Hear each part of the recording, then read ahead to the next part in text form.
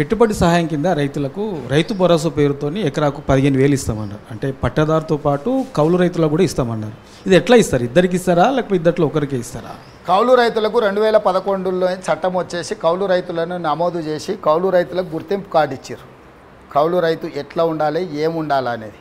So ఆ గుర్తింపు పొందిన కౌలు రైతులకు ఏ గ్రామంలో గ్రామ సభలు పెట్టి ఏ భూమి ఇచ్చిందో అది రైతుకు సపరేట్ వస్తుంది, కౌలు రైతుకు సపరేట్ వస్తుంది.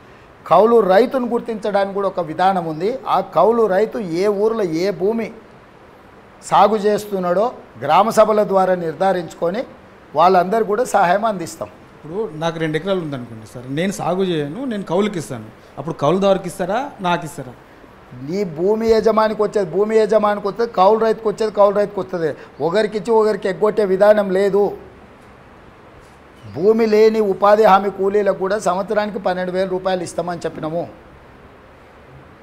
సో ఈ పథకాలను అన్నిటి కూడా స్ట్రీమ్లైన్ చేస్తాం.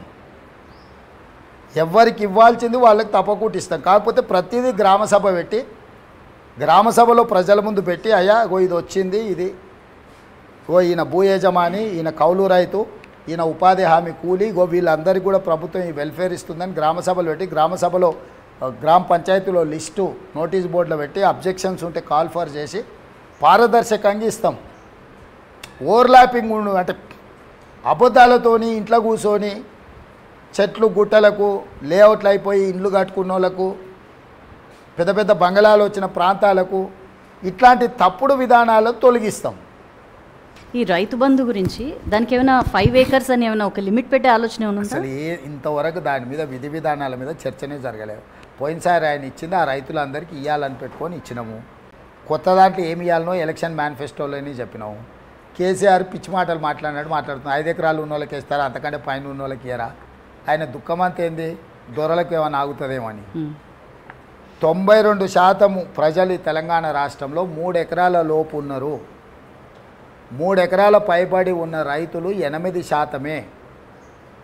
5 ఎకరాల లోపు ఉన్నోళ్ళు 64,75,000, మొత్తం 69 లక్షలు. అంటే 5 ఎకరాల పైబడి భూమి ఉన్నోళ్ళు ఓన్లీ 4 లక్షల కుటుంబాలే. ఈ 4 లక్షల కుటుంబాలలో వాళ్ళోళ్ళే 3 లక్షలు ఉండింటారు. అదే ఆయన దుఃఖం అని నేను అనుకుంటున్నాను, నాకు అర్థమైన కాడికి. సో ఇంతవరకు నేను సౌజన్య గారు, నేను ఒకటే మీ ద్వారా తెలంగాణ ప్రజలకు రైతులకు ఒక మాట చెప్పదలుచుకున్నాను. నేను ఇంట్లో కూర్చొని తలుపులు మూసుకొని నిర్ణయం తీసుకోను. ఏదైనా సభలో చర్చకు పెడతా, ప్రతిపక్షాలు అందరి నుంచి వింటా, నేను ప్రజల నుంచి కూడా అబ్జెక్షన్స్ కాల్ ఫర్ చేస్తాయా, మీరు ఏదైనా అభిప్రాయం ఉంటే లోపల పలానా దగ్గరకు పంపురి, మీ అభిప్రాయం ఏందో వింటాము అని. అందులో బెస్ట్ ప్రాక్టీస్ ఏది ఉందో అది అడాప్ట్ చేసుకుంటాం.